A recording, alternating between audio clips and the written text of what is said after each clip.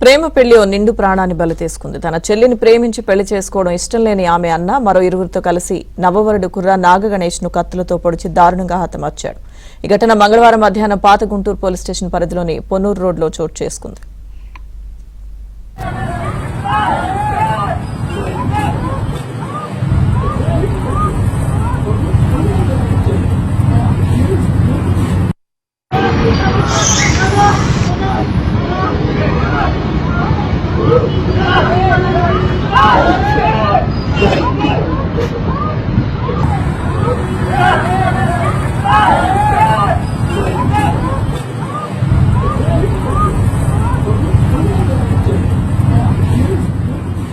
నాగగణేష్ స్వగ్రామం బాపట్ల జిల్లా వేమూరు మండలం ఎడవూరు కుటుంబంతో కలిసి గుంటూరు జిల్లా చేబ్రోలు మండలం సంగం జాగర్లముడిలో ఉంటున్నారు. అయితే గణేష్ గుంటూరులోని పవర్ ఆఫీసులో అవుట్సోర్సింగ్ ప్రాతిపదికన షిఫ్ట్ ఆపరేటర్ గా పనిచేస్తూ కార్యాలయానికి సమీపంలోని బుడంపాడులో 3 నెలలుగా నివాసం ఉంటున్నాడు.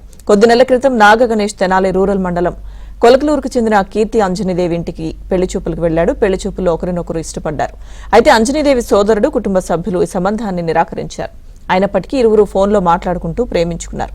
ఈ క్రమంలో గత నెల 25న ఇంట్లో చెప్పకుండా పారిపోయి అమరావతి ఆలయంలో పెళ్లి చేసుకున్నారు. వివాహానంతరం బుడంపాడులో కాపురం పెట్టారు.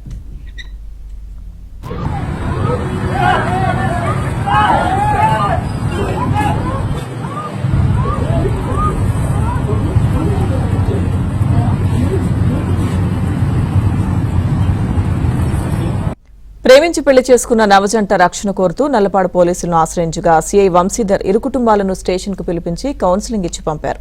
అయితే వరుడు నాగగణేష్ ను చంపేస్తానంటూ స్టేషన్ వద్ద కూడా వధువు అన్న దుర్గారావు హెచ్చరించినట్లు తెలిసింది.